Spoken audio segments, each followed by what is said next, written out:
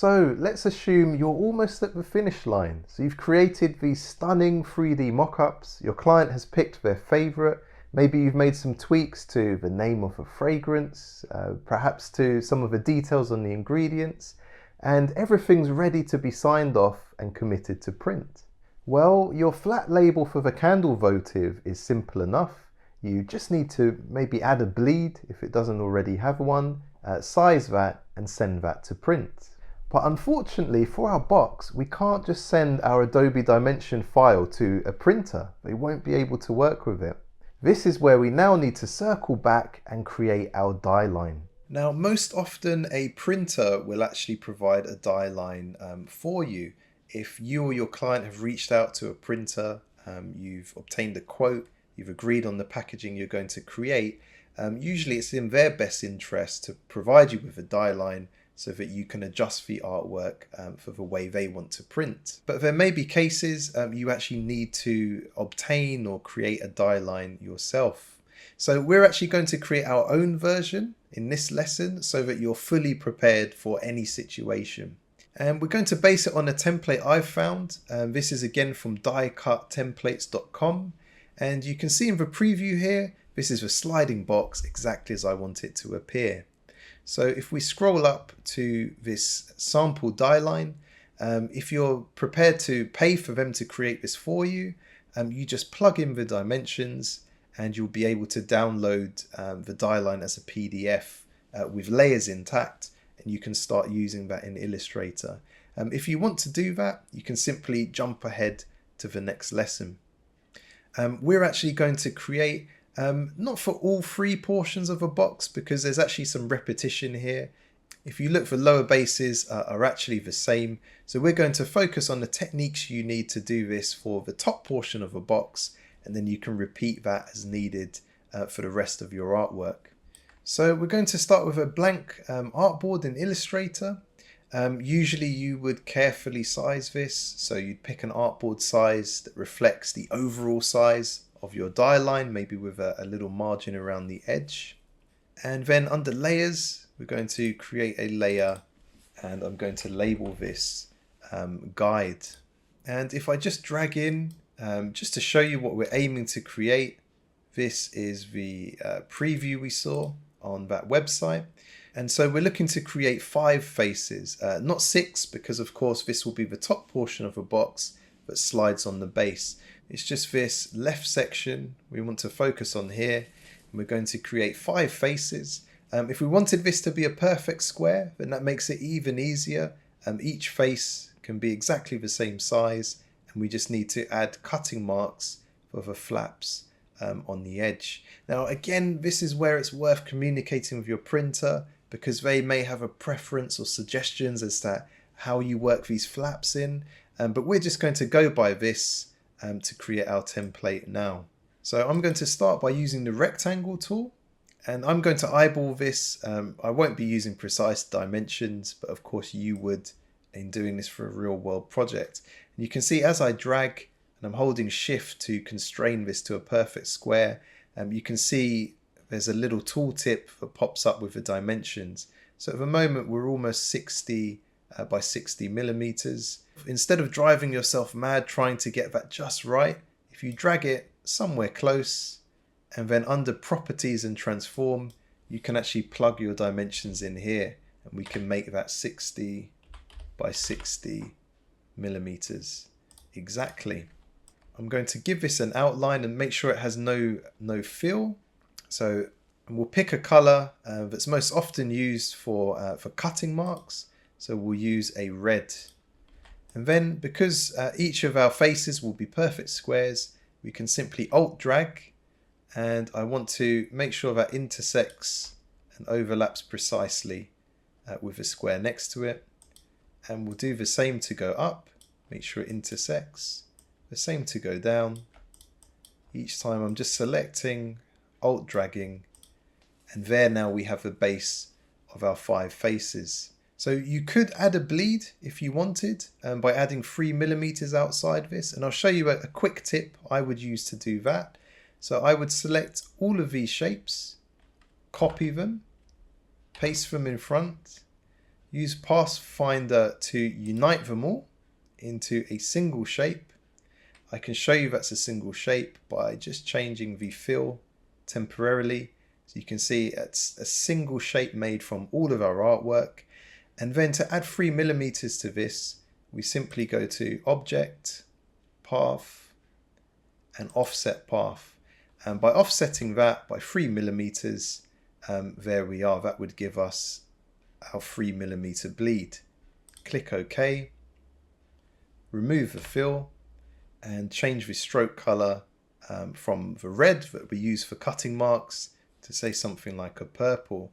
And you'll notice we've still got a filled shape in the center, and that's what happens when you offset a path. It always leaves your original inside, so we just select and delete that. And there we have our faces, a bleed around the outside, which interestingly wasn't included in this template. There was no bleed.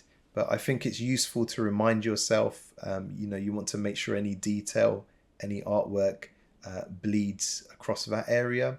And then the flaps are usually hidden because they're folded and tucked. So we don't have to worry about the bleed for the flaps, but now we'll add those on in the end. So it depends if you want to, to round these. You can see these have kind of got a slanted edge. So you could do something like that. You could round them. So we can do something similar. And this is going to be super easy because our dimensions are the same, because it's perfect square faces. We just need to create one flap and we'll be able to copy this everywhere it needs to go. So I'm just going to select everything and just drag it to sit a bit more centrally to give us space. I could always adjust the canvas size if I needed. That's not a problem. And now again, using the rectangle tool, I'm going to just drag, making sure it overlaps with the anchor point. And this doesn't have to be precise, but let's say we wanted 10mm flaps. So I'll drag there, and then under properties, let's just make sure that's exactly 10mm. I'll zoom in, and we're going to first select the top left anchor point, and just using the arrow key, we're going to nudge this to the right once, twice, 3, 4, 5 times. And for the top right anchor point, the same, select it, 1, 2, 3, 4, 5. And that just gives us a nice little kind of beveled shape to that flap. And there we go, that's a template for our flap. And now we're going to Alt drag, and this is where it can be quite useful to have a preview as a guide, just to remind yourself where flaps will be needed. We're going to drag this wherever it is needed. So we'll drag and we'll just place a flap there and there. We'll select these three. We'll Alt drag. We'll select transform, the shortcut for which is E. And then as long as we're outside these control handles, we can click, drag, and as soon as I hold shift, it's going to snap at 45-degree increments. So I want to rotate it 180 in total and drag it down into place. And there we are. Those are the majority of our flaps. We just need to do the two ends. So I'll select one of these, Alt drag it, again transform, rotate, snap it 45, 90 degrees, drag that and let that snap into place. And once more, drag this, transform, rotate, snap, and let's just make sure that's perfectly aligned. There it is. One last thing we'll need to do is change the color of these flaps. I probably should have done that before transforming and dragging them, but there we are. So let's select all the flaps. We won't use yellow because that's very difficult to see on white. We'll use a blue for that. These are just guidelines anyway. And there we have it. Now technically some of the lines that we've highlighted with a red color, some are cutting marks, but others are simply where this needs to be folded. And while as long as a printer understands what to do, they don't really need that. Let's add that just to make sure this looks completely professional. So using the direct selection tool, the shortcut for which is A, I'm going to drag and select all the paths within that selection there, and then shift drag to select these paths too. I'm going to cut to take those paths away, create a new layer which we'll call fold, and then use Control or Command F to paste those in place. Now, because of the overlap, we actually have two of each path. So if you want, you can select and delete, select, delete, select, delete, so that you just have one of each remaining. But selecting those paths, we want to go to stroke, and we're going to turn these to a dashed line. And I'll use a 3-point dash for this. And lastly, let's change the color, and let's use perhaps just a gray for this. So now we have dashed lines to indicate where the artwork is not going to be cut, but just folded. We have a red line, although some of the flaps are overlapping that. So actually, let's grab these flaps and just shift clicking. And we may as well tidy this up. We'll cut those. And again, why not do another layer just to show flaps, and we'll Command or Control B to paste that in behind. Now you can clearly see the red cutting mark the whole way around. Now if you've sized the artwork in Illustrator, that's usually enough for the printer to go by, but to be extra careful, it would be a good idea just to add labels with the dimensions. So I'm going to add yet another new layer. I'm going to call this Dimensions, and then simply use the line tool, and we want to drag at 60mm width. Under stroke, I'm going to add arrowheads. Arrow 7 is just perfect for this. And then we'll change the color of this to medium gray. We'll add text and label this 60mm. Going to change that to a medium gray as well. So move that right next to our little arrow. Select them both. And then we don't have to do this everywhere, but in just a few places, we can drag this just to indicate and to make it really clear to the printer that these are the dimensions we're working with. And again, remember, while there are industry standards, there's a certain way printers expect this to be presented.